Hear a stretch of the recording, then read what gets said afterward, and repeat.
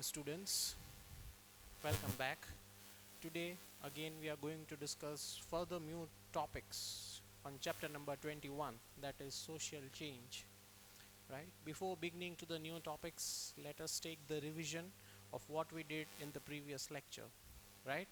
We all started with the awareness, why it is necessary, what are the rights of citizens, what are the fundamental rights, what are the rights of child, why the child should be protected against exploitation, what is child labor, what is neglected child, what are the reasons for child labor, what are the reasons for more demand in child labor, right? What are the steps taken by government to stop child labor, protecting elderly and helpless, that is the poor people, right? The elderly people, protecting them, that is also we discussed yesterday.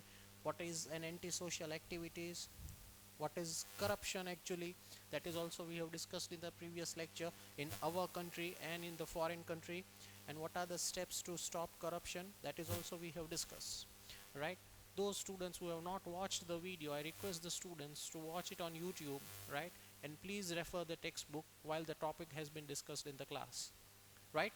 Today we are going to discuss new topics in today's lecture, that is Right to Information Act, how to get the information, second is how to obtain the information, third is provisions for appeal if you are not satisfied with any kind of thing, or if you have been punished, or if you want to appeal somewhere in the court, right? What is the procedure for that, that is the provisions of appeal. Next is provisions for fine, if you are being fined with something, what amount of fine, how it has been decided by the government, that is also we are going to discuss.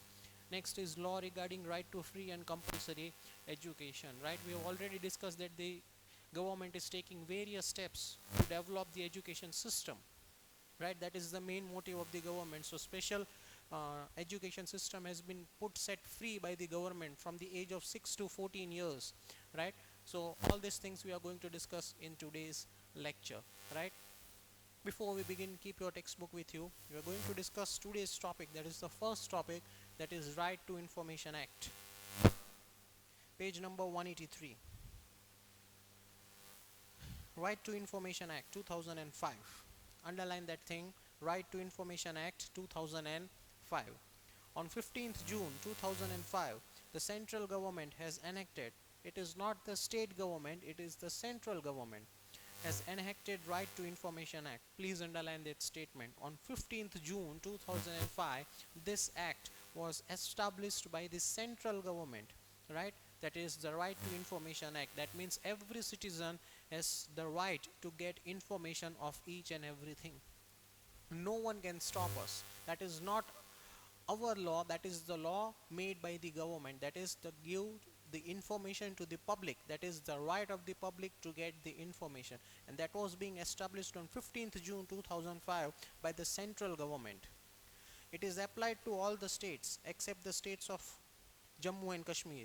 This act is not applicable to secret services, any kind of secret services that has been dealt by the government, right? We cannot get all that information. For example, the army structure, for example the special plans made by the government, we cannot get the information, we do not have the right to get all these kinds of information, right? But whatever is legal and whatever does comes in our behalf, we have the right to get that information, right? I'm again repeating that line. This act is not applicable to secret services of the country, institution dealing with security and safety institutions, promoting unity and integrity, and foreign ambassador's office, right? Certain things are always kept to be secret by the government, right? It always stays with the higher authority. On 5th October 2005, according to the above legislative provisions, Gujarat government has implemented the rules regarding Gujarat Right to Information Act 2005. Again underline that statement. On 5th of October 2005, right, the legislative provisions made by the Gujarat government has implemented these rules regarding Right to Information Act. In Gujarat it was been established on 5th October 2005, right? And the rules has been implemented, that is the Right to Information Act.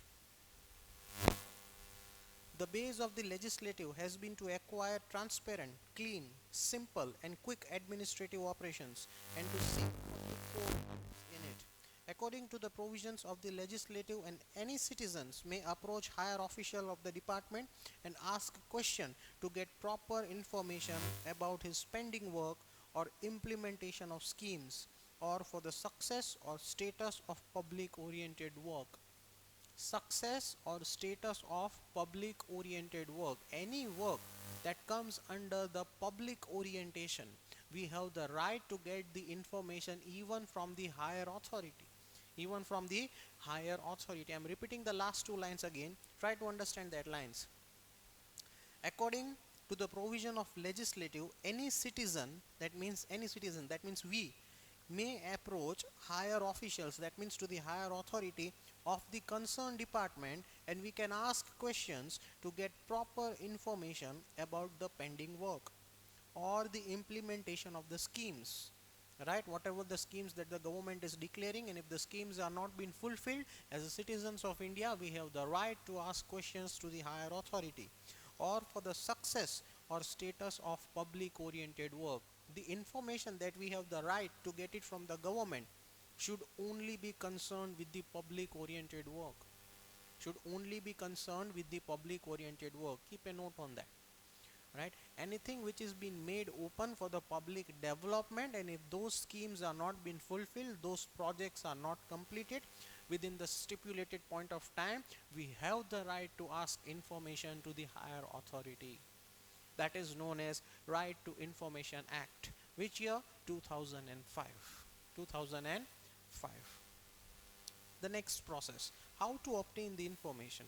Once we are clear, we know the process of what kind of information we can ask from the higher officials, right? Now the next step is how to obtain it, how to obtain the information. See, as per this right, applicant has to pay fixed fee, that is rupees 20, in cash or postal order or pay order or non-judicial stamp, along with the application format. Along with the application format, you have to write down a written application to whom you are writing, to the concerned department, with the fee. Either you can pay the fee in cash or through postal order. The amount of fee is rupees 20 in order to get information. This application may be self-signed. You can sign by yourself also. Typed, it can be typed also, or in the form of email, or you can even email it also if you have the internet facility at your doorstep, right? To the concerned department. Persons from the family include in the BPL. I'm repeating that line again. Person from the family included in the BPL. BPL means below poverty line. Does not have to pay the fee. The amount, that is rupees 20. If those families want to get certain kind of information, and if they have that card, the below poverty line card, they even don't need to pay rupees 20, right? Fee or any change for copy. There is no need to mention why the information has been asked, right? We don't need to justify ourselves why we are asking with the information. We can directly ask the question. I am repeating it again, please make a note. It is only for the public oriented work. The project or the schemes that has been established by the government, if not fulfilled in the given point of time, we have the right to ask that information only. Please take a note of it, right? The format is, we need to pay 20 rupees either by the postal services or by cash, and if your family is under the below poverty line, you did not need to pay rupees 20 also, and you also need to mention why you want to get that information. You have the asked the directly to the concerned officer why this project or the scheme has not fulfilled in your society or in your area, right? But please make a note, only concerned with the public services, only concerned with the public services, right? I hope the concept is clear.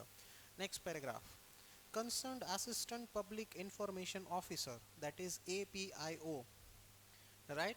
Assistant public information officer gives a copy of the receipt of the received application to the applicant after putting serial number, that is the ID number. As you are applying for certain kind of information, there might be other people also applying for the same information, right?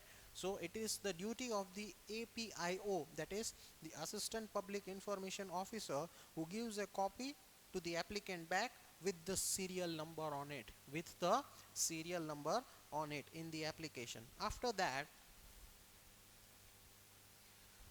whatever correspondence has been to be made regarding application ID number was to mention in that.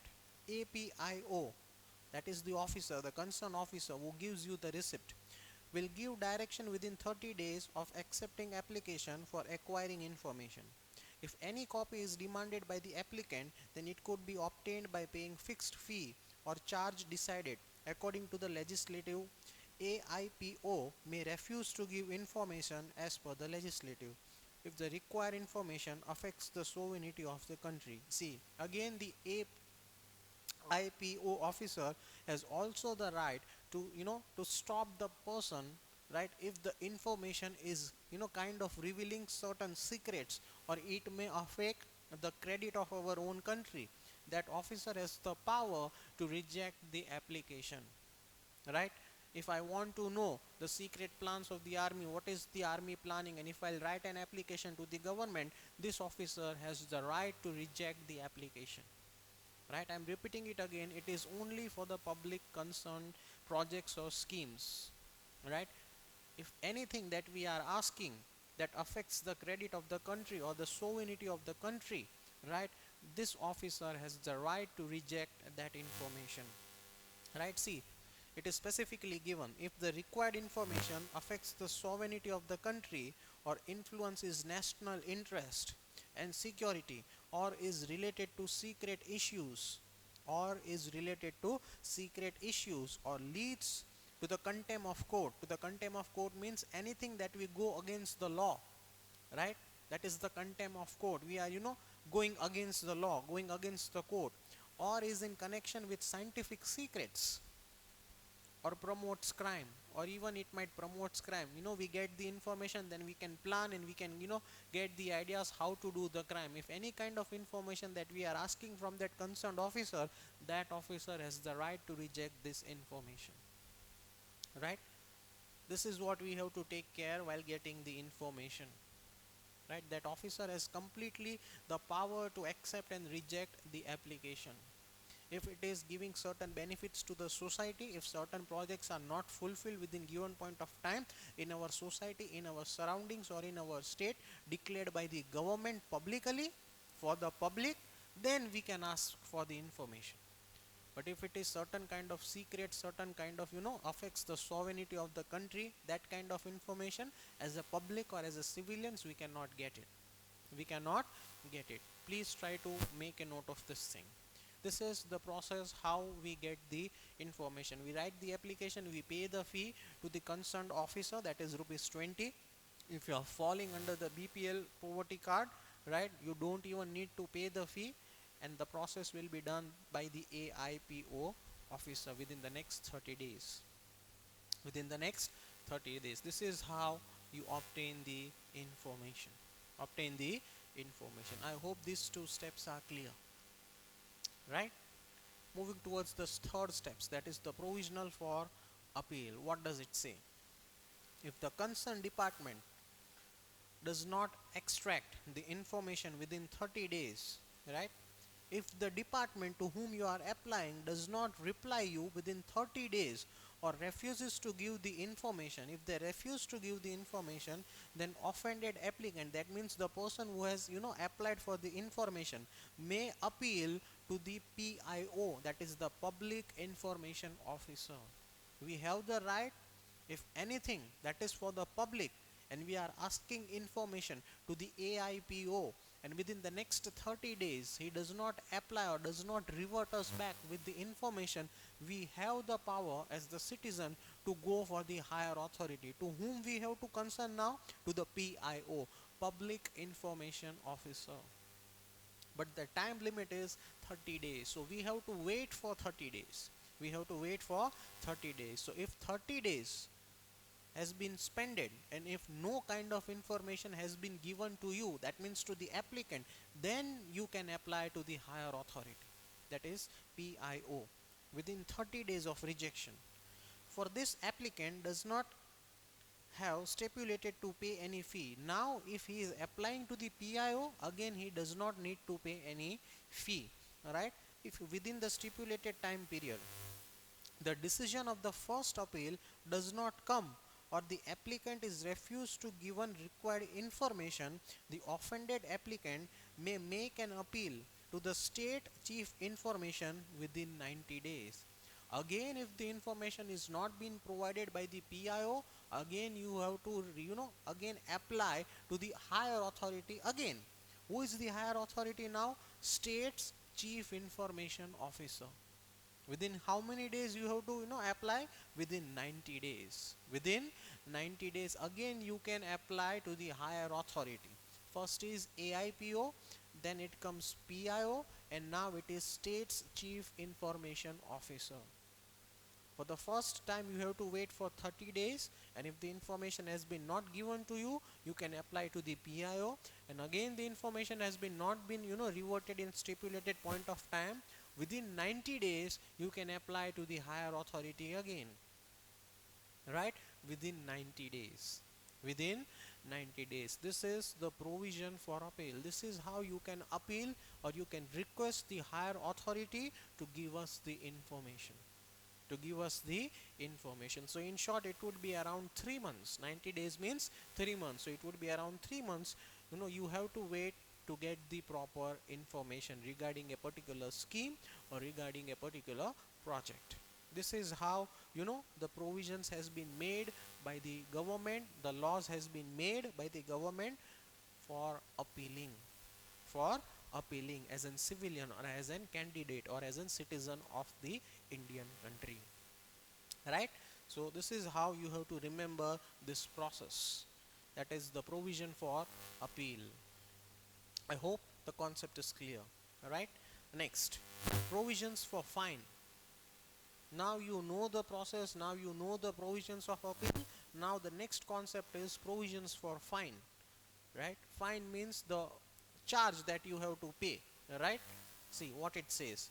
If any information officer refuses to give information without giving reasonable grounds, or hides the information with an ill intention means bad intention, or intentionally gives improper or incorrect or misleading information, or tries to destroy the information, the concerned officer is fined fixed charges per day for delay in providing information. Right? That particular officer who does not give the information, right, maybe because of the XYZ reason, maybe he wants to get extra money from you, right? Maybe he wants a certain kind of corruption, that if you pay me 1000, 2000 or 10,000 rupees, then only I'll give you the information. If he plans to do any kind of such thing, he is legally punishable for the fine per day. Per day, right? The number of days that he is not giving the information, per day, whatever the charges decided by the government, he has to pay the fine. Within the stipulated point of time if he fails to give the information, right? He might have many intentions, right? Misleading informations, try to destroy the information. Certain point of time, if the projects are not being fulfilled, there are people who tries to match up with that particular officer and gives them certain amount of money, right? And tells them, you should not give any kind of information of my project, right? Because he might have done certain any kind of corruptions in the project, certain wrong things in the project, and he directly contacts the PIO or AIPO and gives them certain amount of money and says that in my project, if any civilian or any citizens try to come to your office and get the information, you should not give it the information. There are many cases happening in our country like that, right? So whatever the law has been made, what is the law? If any information tries to destroy or hides the information, or creates and bad intentions, right, to destroy or to stop give the information, he is legally punishable for the fine. He is legally punishable for the fine per day. What is the fine? That has been decided by the state government. that has been decided by the state government, right? See, it has been given in the next paragraph. For any query, special information guidance related to use of Right to Information Act, first time in the country, the helpline number has been given. 9924085000 has been started, which helps us all the days in working hours except public holidays. We can call on this number, right, and we can get all this information in this particular act, that is the Right to Information Act. We can call on this number and we can justify all these things what is happening with us, right, in the working hours except public holidays. In addition to this, civil rights letter has been declared, due to which a deadline is fixed for the solution in the concerned offices, with the help of which status of the application may be inquired. There is always a deadline. If there is any kind of issue or problem going on, it becomes the duty of the government official to resolve it within a given point of time. Within a given point of time, because the government departments are always ready to help the public services. So if any kind of queries, questions or informations that are being asked by you, right, it has to be solved within a given point of time. Within a given point of time. So I am reading that line again. In addition to this, civil right means the rights of civilian, right, letter has been declared, due to which deadline is fixed. You cannot go beyond this date. You have to solve the issue, you have to solve the questions of the public within this time, right, is fixed for the solution in the concerned offices in the different departments, with the help of which status of application may be inquired. The Gujarat government has started common services portal, on which a citizens may apply online. See, now you can apply online for the informations also. Verify the documents and make payment for about 28 services. You can apply online, you can get the informations on various 28 services, and may inquire the status of application 24/7, right? Today's technology, everything is getting online now. The government exams and all, people are filling the forms, they are getting the status through text messages, they are getting the status from the websites, that everything is becoming online. So 24/7 the facility is available over here. That is, what is the status, what are the services that you are acquiring, of what information. You can verify the documents online at whatever point of time you want. This is the power of technology. This is what social change is happening, right? The name of the chapter is social change, right? So this is how we are changing ourselves. We are getting each and every information online, one of the best source to get the informations. This act is a revolutionary step to put off corruption. Once it becomes online, no one can do the corruption. No one can do the corruption, right? Previously there were many chances to increase the corruption by filling the forms offline. Manual work was being done, and people were charging different amount of rupees from different candidates. Now everything is over. Now even if you need to form any form or online application, the amount is fixed. That amount would be deducted either from your debit or credit card.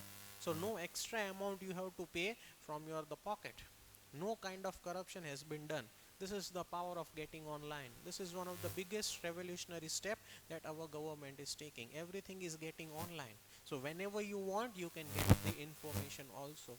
Today, currently, whatever we are discussing, that will remain forever in the YouTube channel. So whenever you have the doubt, you can open this video and see whatever doubts you have, and you can revise it again.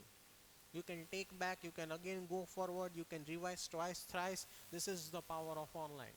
This is the power of online. In the same way, the government has planned also all these things for the provisions of applying online, verifying documents, provisions for fine, how it has been done, right, whether it has been completed or not, or which stage it has been reached. Everything you will get the information on the official website of the government, where you are applying for the kind of information that you want, right? This is the power of online. This is the power of technology. This is what social changes, right? That is provisions for fine. Provisions for fine. This is how you need to apply online to get the information. I hope the concept is clear, right? And this is one of the best way to stop corruption. One of the best way to stop corruption, right? Next topic, that is law regarding right to free and compulsory education. We have already discussed this topic, that is regarding right to free and compulsory education, right? RTE, right to education. Which year? 2009. What it is, there are almost 13-14 points given on the next page. We'll look into that all points and try to understand what actually the law is regarding right and free compulsory education, right? Central government implied law regarding right to free and compulsory education for children in the year 2009. As per this law, Gujarat government proclaimed, as per this law, we are talking about Gujarat, we are not talking about India.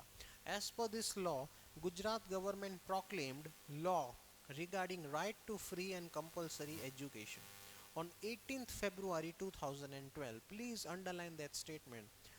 Gujarat government proclaimed, that means said, law regarding right to free and compulsory education on 18th February. When did Gujarat government declared all the information regarding right to free education? On which day? 18th February, and which year? 2012. 2012. See, now the next question that would be arising, what is the need of this law? Why this free education and compulsory education is there? Why is there has been a law, right? There is an answer given. Last topic, that is on page number 184. According to the 86th amendment in Indian Constitution, primary education has been made free. Primary education has been made free by the government and compulsory for all the children coming an age group of 6 to 14 years that we have previously discussed, right? And free education to all the primary child. We have seen this in this topic, right? This child labor, right? The reason for child labor is there is no education. The reason for child labor is there is no education. So what has the government decided? To give the primary education to the children who are coming under the category of 6 to 14 years without charging a single rupee. Without charging a single rupee, right? That is 6 to 14 years. This is a prominent step in the direction of developing human capabilities of children. With the objective of physical, mental and all-around development of children, necessary educational opportunities have been created, and which also meets the demand of qualitative primary education. Demand of qualitative primary education. Once the child starts to go to school, obviously that child will become qualitative in the terms of education. He will start to understand what education is, what knowledge is, right? How to behave, how to talk, how to reply it back. He will start learning all these things. And the majority, the remembering power of a child that falls is between 6 to 14 years only. A child remember everything very fast. They have the more grasping power. They understand each and everything in a more better way. So rather than going to a child labor, if they are given the education, they'll try to understand what it is, what knowledge is, how we need to survive, how we can get proper life with the education that we have. That is why government has made this education free, especially from the age that is 6 to 14 years. 6 to 14 years, right? I am repeating the last line again. See, with the objective of physical, mental and all around development, that is the primary objective of the government, of children, necessary educational opportunities should be created, and which also meets the demand of qualitative primary education. Primary education is must. Keeping in mind education and health of children, schooling facilities and physical facilities specific norms have been made or set up under this law, and accordingly classrooms, laboratory, drinking water, electricity, arrangement of midday meal, and quality and qualification of teachers, and standard of recruitment. Provisions for grant given to school has been fixed, which are as follows. A children requires many things in the classroom, right? If he wants to develop himself properly, so there are certain guidelines given by the government, like proper classroom facility, laboratory facility, pure drinking water, electricity, arrangement of midday meals, quality and qualification of teachers, standard of recruitment. All these things affects the children. So that is what the responsibility of the school is towards the children, and this laws has been set up by the government, and it applies to each and every school, whether it is a government school or whether it is a private school, right? Then only a child can develop himself properly. These are the certain criteria which are set by the government for the proper nourishment of a child.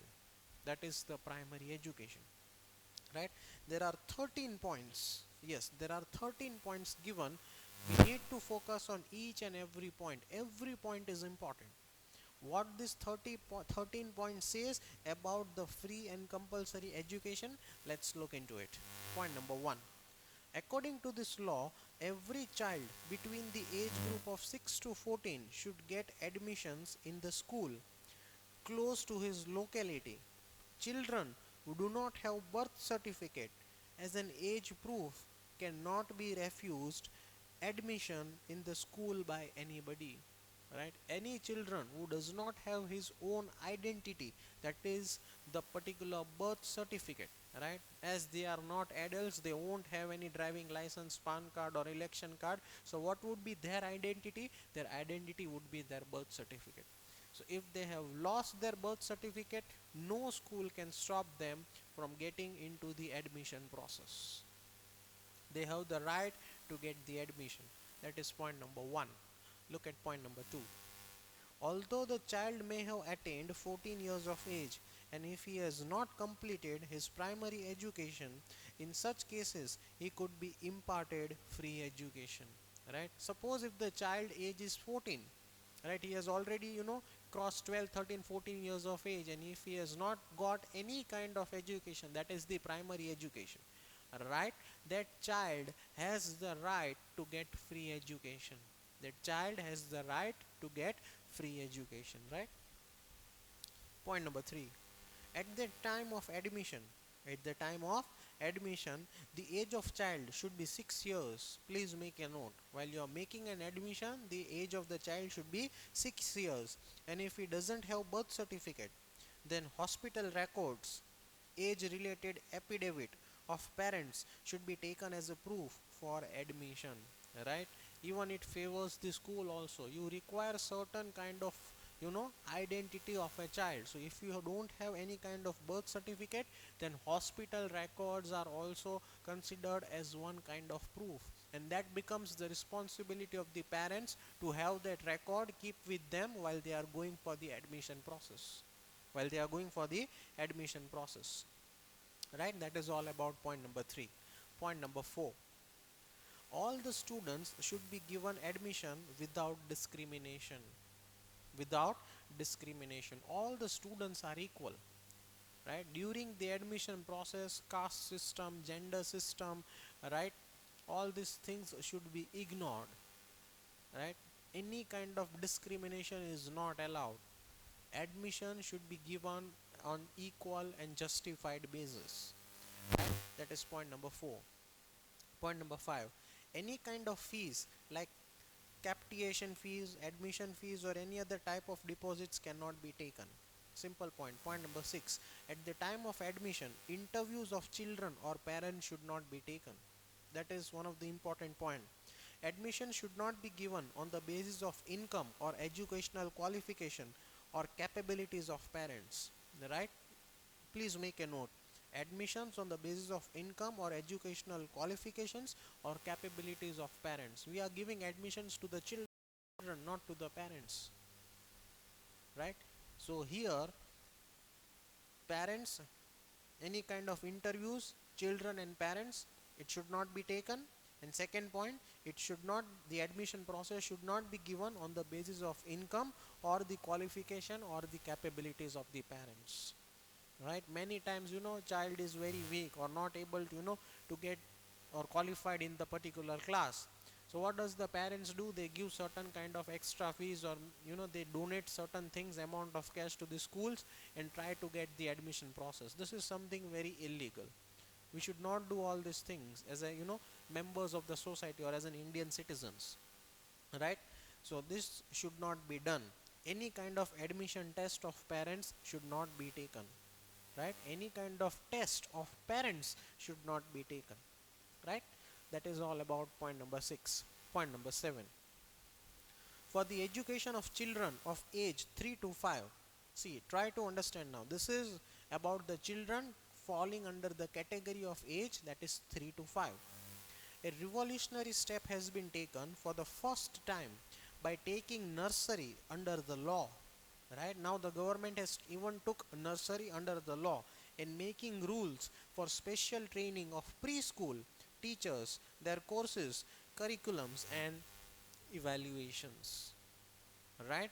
Government has also taken care of a child falling under the category of age 3 to 5 years. Special nursery schools has been developed, special teachers, special courses and special evaluation has been done by the government, that the right quality education is given to the each child who is falling under different categories, right?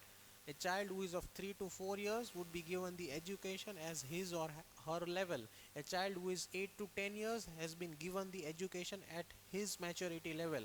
A child who is 13 14 years, right, that child has been given the education at his or her level, and special care has been taken by the government whether the quality education has been given or not. That is all about point number 7. Point number 8, according to this act, provisions has been made for the children of weaker section. Special provisions has been made for the weaker section and the backward classes, that is SC and ST, who are interested in studying and their family fall under the category of BPL. There are many children in India who wants to study, who are very smart, who are very clever, but as they are falling under the weaker sections of the society, they don't have the enough money to pay the fees. So special care has been taken even by the government for such kind of weaker sections, right? BPL should be given admission in government recognized private primary schools as per the order. It is compulsory that 25% students of standard first should be of this section of the society, right?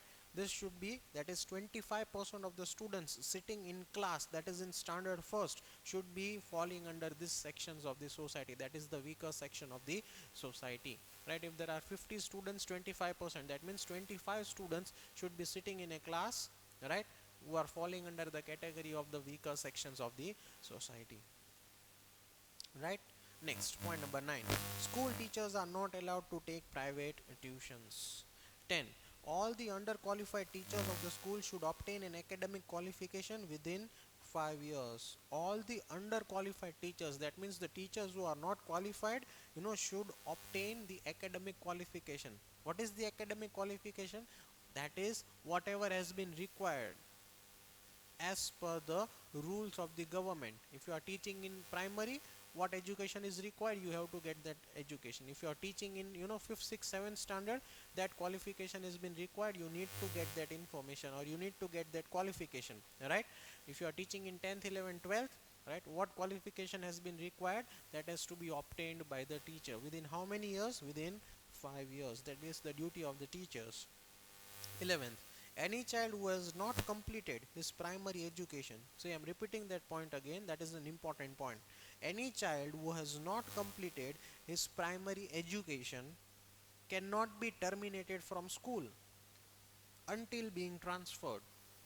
Until being transferred, right? Any child who has not completed his primary education, the basic education, cannot be terminated from the school unless he gets the transfer from one city to the other city. No schools have the power to terminate any primary child who is who has not even completed his primary terms, who has not even completed his primary knowledge, unless their family is transferring from one place to the other place.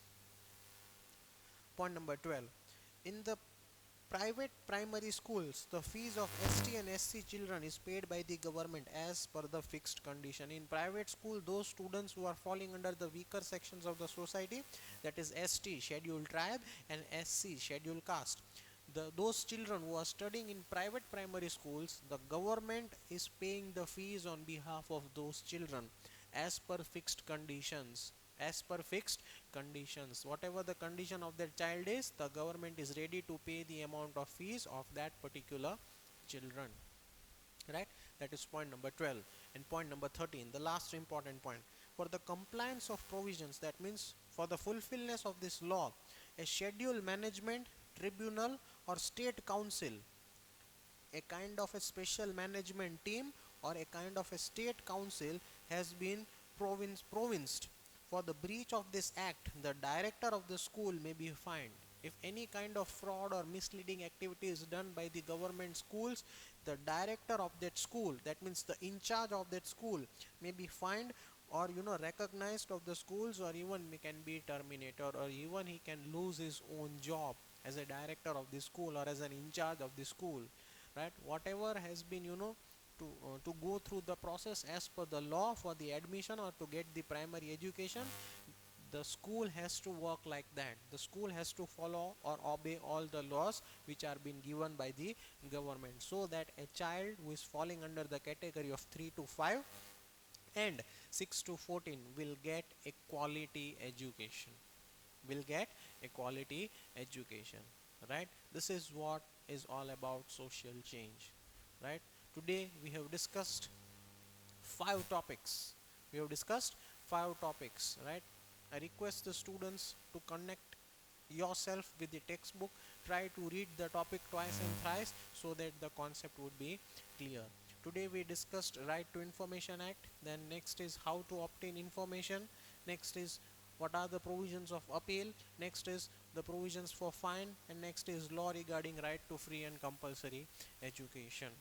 This is all what we have discussed today. I hope the concept is clear. Please make a note of it.